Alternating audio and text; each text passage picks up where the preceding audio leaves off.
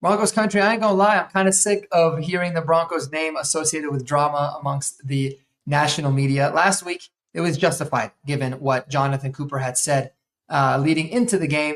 But this whole Russell Wilson, Sean Payton thing, man, I think it's so overblown. And now the media wants to jump all over it and make it a news story when they didn't even question it or say anything about it, except for some local people when Sean Payton made the original comments. But let's talk about that. There's also a lot that went down in today's post-practice presser. Sean did discuss the whole Russ situation, but there's also a lot of much more important things that I think he had talked about. I'd love to get you guys' thoughts on below in the comments. So let's bring it back. When I first heard the comments that Sean Payton made after the game on Sunday, when I first heard the entire press conference, I'm not going to lie, immediately I was like, oh, that was a dig at Russ.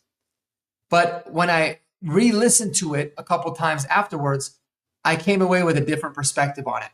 And here's kind of what I mean by that. When I first heard it, he was talking about Jackson Dart. He was talking about meeting with owner John Mara, first and foremost. I think that's the most important part, is the question was about the owner, John Mara, given that Sean Payton has a history of coaching with Bill Parcells and the Giants organization. And when he had talked about it, he said, yeah, I met with Mr. Mara. And what I had first heard he said is like, yeah, and I talked to him about this quarterback, and this little quarterback brought him a spark. So when I first heard it, I thought it was kind of belittling to Dart because he called him like a little quarterback, kind of making it seem like his spark wasn't all that. Went back and listened to it again. He actually said, no, that quarterback has given them a little spark, which is very different in terms of verbiage and wording.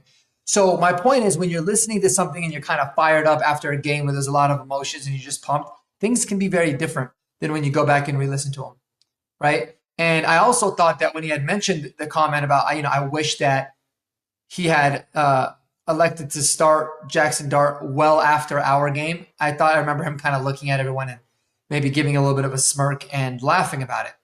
Went back and watched it. That wasn't the case at all. I think it was just a genuine conversation. And I don't think, as much as I know Sean Payton hates Russell Wilson, and many digs as he's taken on him in the past, I don't think he was even thinking about Russell Wilson at all when he said this. First of all, you're coming off of a very emotional game, a historic comeback, so you're kind of fired up, but you're also a little bit mad about some things with the team, like he was. And you're also asked specifically about John Mara. John Mara was recently diagnosed with cancer, but obviously they were asking about just his history with the Giants. So he kind of talked about how they met and had a little bit of a conversation, and that's what the conversation was ultimately about. I don't think he even 1% had Russell Wilson in mind at that point. I really don't. At the time, I definitely did. Then before the presser today, once Russ put out his tweet yesterday, I had different thoughts. And I will say this, man. I'm gonna defend both parties here. I'm gonna give Russell Wilson his flowers. Finally, he manned up. He showed that he was a little bit human, and he actually made a comment from his account, not a burner account, not through anonymous sources in the media, not kind of throwing digs, but almost like subliminal messages, right? He just straight up went on his Twitter account, said what he said, walked on, and I thought it was a funny comment. It was definitely a good jab, and kudos to Sierra for writing that for him and ultimately posting it. So I'll give him that credit for saying what he wants to. And obviously he has the right to say whatever it is that he wants. I mean, I get it. If he really did feel like it was classless and it was directed towards him, I can understand why he'd have that reaction. It's a human reaction. This guy's been getting beat down constantly by the media, by people on Twitter and on social media, a lot of different people. So he probably was just sick of it, and so I get it. I thought it was a pretty funny response by Sierra and Russell Wilson.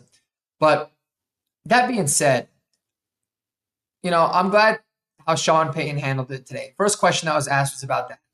He basically just straight up said, like, hey, you're coming off of a emotional win. There's a lot going on through your head. Definitely didn't mean it the way that Russell Wilson took it. It was really more of a compliment on Jackson Dart, but I can understand how Russ might have felt like that was towards him. So he felt like it was nothing. Didn't necessarily issue a formal apology because I really genuinely felt after watching that a couple times, I just felt like he was being honest. I didn't feel like he had any sort of ill will, and he didn't have to be over defensive or take any shots himself. He kind of just said, "Listen, I didn't mean for it to the way that it was perceived whatsoever."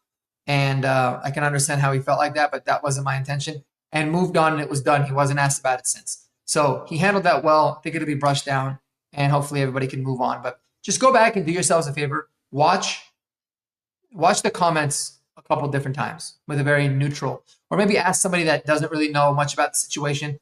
You know, your wife, your mom, a friend, whoever that isn't really following football that much.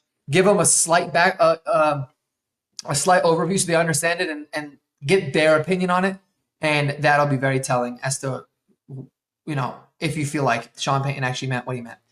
Doesn't really matter. Don't want to waste any more energy on Russell Wilson. A lot of really good comments today. So Sean Payton was also talked about his the team getting off to, you know, slow starts and the bad penalties and all that kind of stuff. And he had taken a lot of onus upon him and the coaching staff. But they asked him a question about, do you feel like there's too many details? And he flipped back on him and he said, no, I don't think we're detailed enough.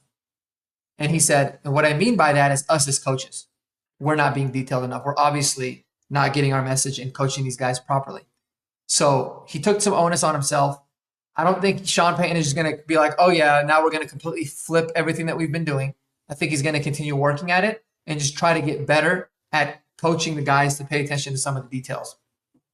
So not surprised. I mean, I know a lot of people in Broncos country want him to just completely revamp the offense, and he might in spurts a little bit here and there, but you don't just do that, you know, with the same personnel, something that you've been working on for months now. You don't just completely shift everything. There's got to come a point where if you believe in what it is that you do, you have to just keep coaching it better in hopes that the players respond. And we'll see. Ultimately, what's going to dictate if that's the right move or not is results. So we'll see what ends up happening starting this week against the Cowboys. So that was interesting. Another thing I talked about, somebody in the media kind of said something a lot about screens. You guys feel like you're running too many screens. And he said, how many screens did you feel like were resulted in explosive plays? And he was like, I'm not sure. He's like, no, answer it. He's like, maybe 2 to 3. He was like, it was a lot more than that. And he kind of started, you know, listing off all of the different screen plays that they had called up that you know, went down as explosive plays and ended up being really good. And he's like, and a couple of them were there, and it was just, you know, a block here or there or a bad snap, and it's a completely different play. And he's right about that. He is absolutely right about that. You go watch the All-22. I mean, he dialed up a screen, kind of like not really a screen, but it was a short little out route to Evan Ingram. And of course, Luke Wattenberg just sails this freaking snap all the way in the air. Bo has to jump all the way up to get it. Throws the entire timing of everything off. And so that kind of killed that play.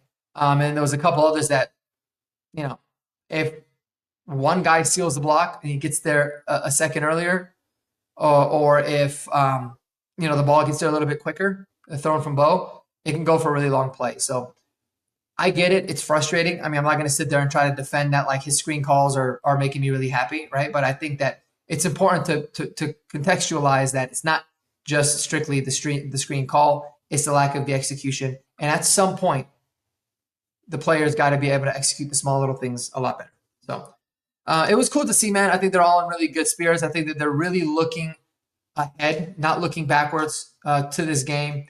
And I think that there's going to be a really big focus on the Broncos overall offense, especially of just starting out better and doing the small things right. Because small, you know, 2 or 3 small things a play is a massive, massive, massive difference in the results and the overall efficiency of your offense. So let me know what y'all think about this whole Russ and Sean thing, man. And you know, Sean Payton's comments about his play calling and, you know, what the offense needs to do to get going. I always like it when a coach kind of brings this very calm demeanor and doesn't seem like he's over panicking. One more thing I did want to mention actually too. He did say they changed up the Wednesday schedule. He's like, I don't want to get into details on it, but he did reference that he wants for Wednesdays to resemble Sundays more, very similarly, because I guess what's been happening is that he's been really, what I took from it at least was he's been really pleased with the way in which this team responds and practices on Wednesday,